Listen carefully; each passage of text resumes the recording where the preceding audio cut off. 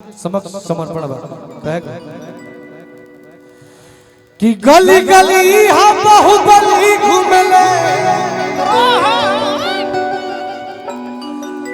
कि लेके एक नलिया तू नली घूमले।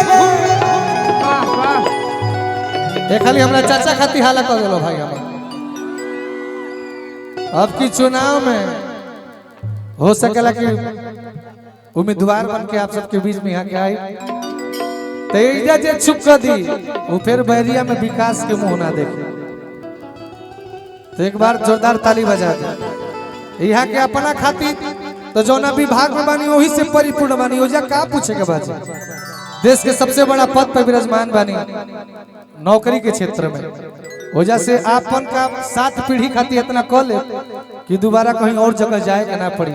लेकिन सेवा खातिर आप सबके बीच में आइल बनी ये चीज के समझे के बा इज्जत रखे के बा कहे कि इहा बच्चा बच्चा बाबू अरे की भोला दिया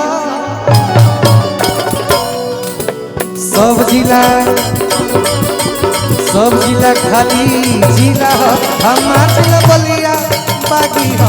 सब जिला खाली जिला हो हमार जिला बलिया बागी हो। सब जिला खाली जिला हो हमार जिला बलिया बागी हो। सब जिला खाली जिला हो हमार जिला बलिया बागी हो। गली गली हम बाहुबली घूमेले गली गली हम बाहुबली घूमेले लेके नालिया तू नाली घूमेले लेके नालिया तू नाली घूमेले कि ई हम बच्चा बच्चा बाबू अरे की भोला दिया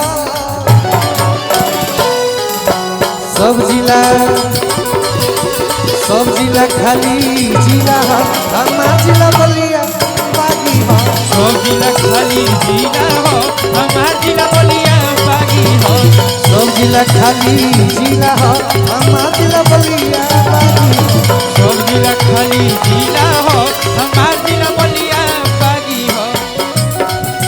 सोने की चिड़िया करती है बसेरा ये भारत देश है मेरा ये भारत देश है मेरा। सब बोली भारत माता की भारत देश है मेरा।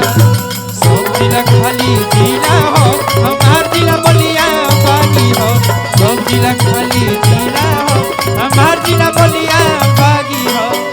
आदरणीय मुख्य अतिथि महोदय गार्जियन को से अनगिनत रुपया के आशीर्वाद मिलल। गार्जियन पूरा टीम के बार बार प्रणाम। बच्चा भैया विजय मिश्रा चाचा जी की ओर से आशीर्वाद मिलल। ई हमरा गीत के आखिरी लाइन बा कि ई हो बगावत के माटी हो ई बलिया हाँ कि ई हो बगावत के माटी हो होल मरदी है खाटी इह बगावत के माटी हो होले मरदी है खाटी हो। इह बगावत के माटी हो होल मरदी है खाटी। इह बगावत के माटी हो होले मरदी है खाटी हो। ऐसा मरद खाटी होले काहे होले खाटी काहे ऐसे कि वीरों की धरती जवानों का दे वीरों की धरती जवानों का दे बाकी हम बलिया चल पूरा दे। वीरों की धरती जवानों का दे बाकी हम बलिया चलना पूरा दे। वीरों की धरती जवानों का दे बाकी हम बलिया चल पूरा दे। वीरों की धरती जवानों का दे बाकी हम बलिया चलना पूरा दे।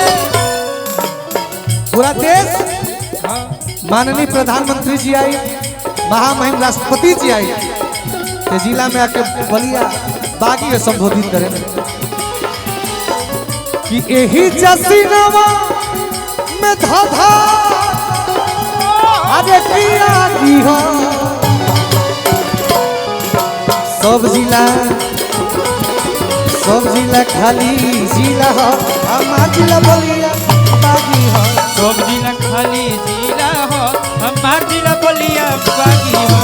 सब जिला खाली जिला हो हमार जिला बलिया बागी हो।